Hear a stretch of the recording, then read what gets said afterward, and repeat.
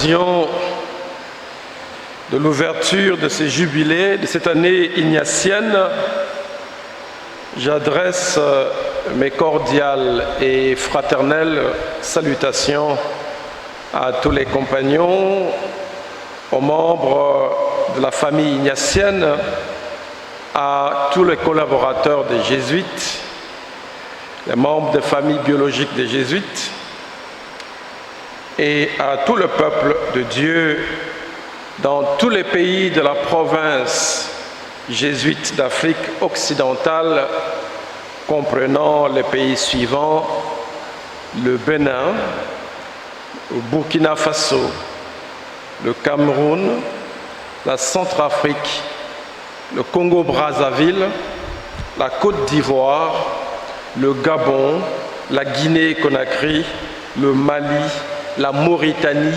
le Niger, le Sénégal, le Tchad et le Togo. Ce jubilé qui commence aujourd'hui, 20 mai 2021, et prendra fin le 31 juillet de l'année prochaine 2022, est en fait la célébration de l'itinéraire spirituel de Saint Ignace de Loyola, le fondateur de l'ordre des Jésuites, la Compagnie de Jésus. Cet itinéraire commence avec sa blessure le 20 mai 1521 lors de la bataille de Pampelune en Espagne, blessure qui était à l'origine de sa conversion au Christ et qui prend fin, ce jubilé donc, à sa canonisation le 12 mars 1622. C'est donc la commémoration du 500e anniversaire de sa conversion et du 400e anniversaire de sa canonisation. Chers membres de la famille ignatienne, chers frères, chères sœurs, ce jubilé n'est pas et ne doit pas être vécu comme une simple commémoration, comme un simple rappel de l'histoire d'un homme qui a fondé une congrégation religieuse. Ce jubilé est une invitation à nous inscrire dans la dynamique de la conversion de Saint Ignace de Loyola. Cet homme, Inigo Lopez de Loyola, de son nom de naissance, qui voulait faire des grandes choses pour sa propre gloire, a été saisi par le Christ d'une manière pour le moins étonnante. C'était une mauvaise et grave blessure à la jambe, provoquée par un boulet de canon, qui est venu briser ses rêves de vaine gloire et lui faire découvrir ce qu'est la vraie gloire, celle de Dieu.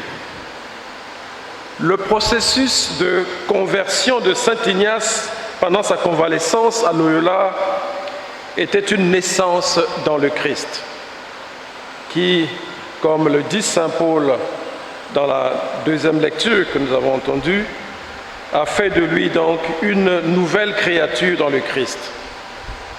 C'est pourquoi la devise de ce jubilé, c'est « voir toutes choses nouvelles en Christ ». À la faveur de cette conversion, Ignace de Loyola est parvenu à voir toutes choses nouvelles en Christ, particulièrement lors de cette vision du Quardonnaire dont nous a parlé pendant notre conversation tout à l'heure. Célébrer le jubilé en s'inscrivant dans la dynamique de la conversion de Saint Ignace, c'est apprendre, s'entraîner et s'exercer à voir toutes choses nouvelles dans le Christ, comme toute personne qui est effectivement et réellement en Christ. Exercice. Le mot exercice, c'est celui que Ignace utilise dans ce fameux livre d'exercice spirituel et même pour définir ce qu'il entend par exercice spirituel. Exercice spirituel, comme il est dit, De même, en effet, que se promener, marcher et courir sont des exercices corporels, de même on appelle exercice spirituel toute manière de préparer et de disposer l'âme pour écarter de soi tous les attachements désordonnés et, après les avoir écartés, pour chercher et trouver la volonté divine dans la disposition de sa vie en vue du salut de son âme. C'est comme ça qu'Ignace définit les exercices spirituels. S'inscrire dans la dynamique de la conversion de saint Ignace de Loyola, c'est aussi s'inscrire dans la dynamique de son itinéraire spirituel marqué et façonné par les exercices spirituels. Les exercices spirituels de saint Ignace sont un moyen et un instrument efficace pouvant nous permettre de voir toutes choses nouvelles en Christ.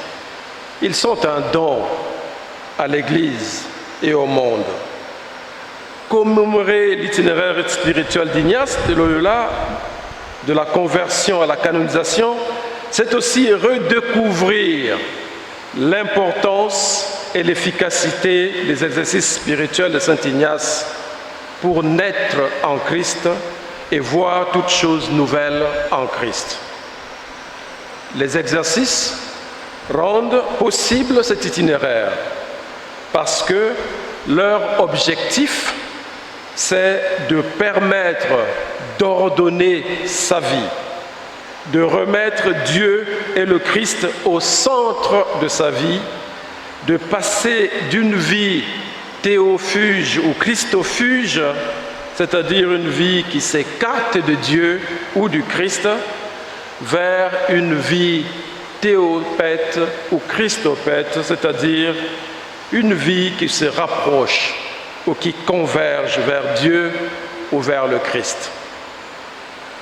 En convergeant vers Dieu ou le Christ, que nous remettons au centre dans cette dynamique, nous parvenons à un nouveau regard de toutes choses dans le Christ.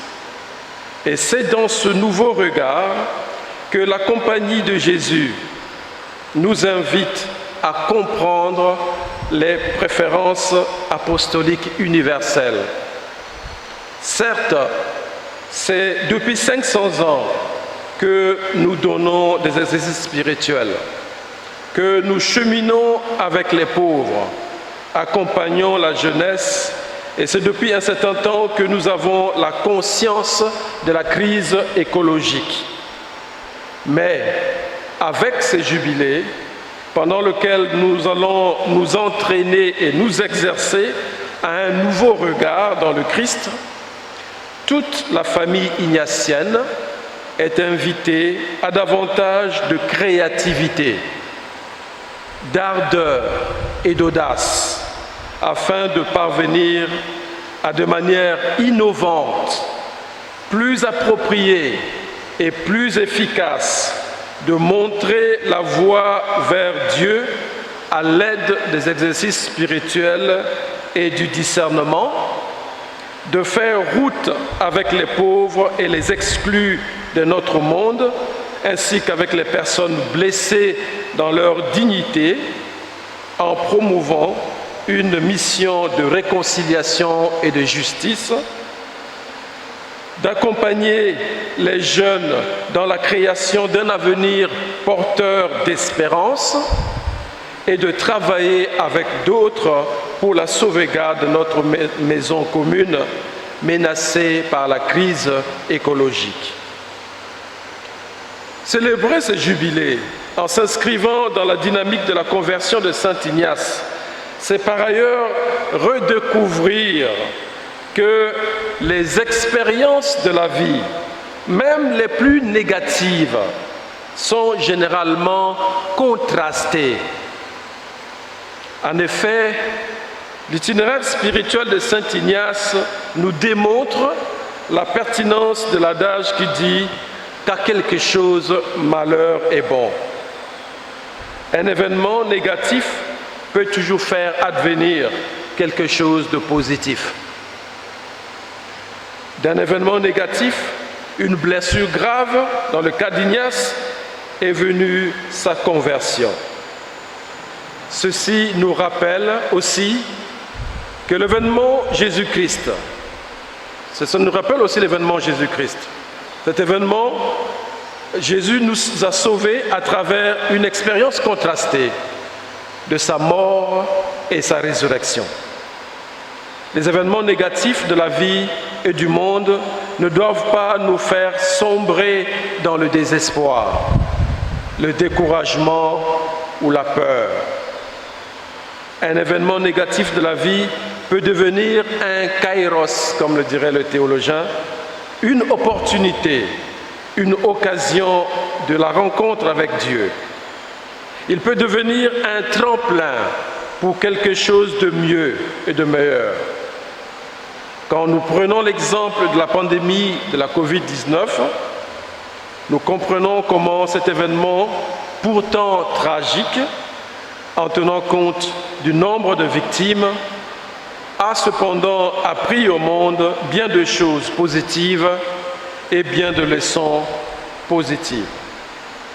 Ainsi, célébrer ce jubilé en s'inscrivant dans la dynamique de la conversion de Saint Ignace, particulièrement dans nos pays francophones de notre province, couvrant l'Afrique centrale et occidentale, c'est aussi nous renouveler dans l'espérance, dans la foi et la charité. C'est aussi nous renouveler dans l'optimisme, un optimisme viscéral malgré les multiples défis auxquels nous faisons face. Devant les menaces de toutes sortes de maladies, de la pauvreté, des guerres, du djihadisme, etc., l'expérience contrastée d'Ignace nous enseigne l'espérance.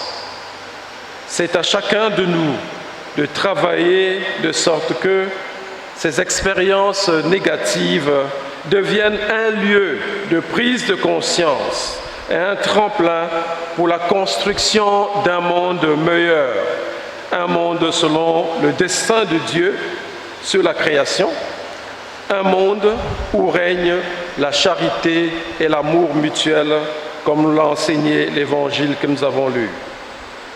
Prions en demandant l'intercession, prions par l'intercession de Saint Ignace et Saint François Xavier pour que ce jubilé soit effectivement un moment de renouvellement de notre regard sur nous-mêmes et sur le monde au niveau personnel, communautaire et institutionnel.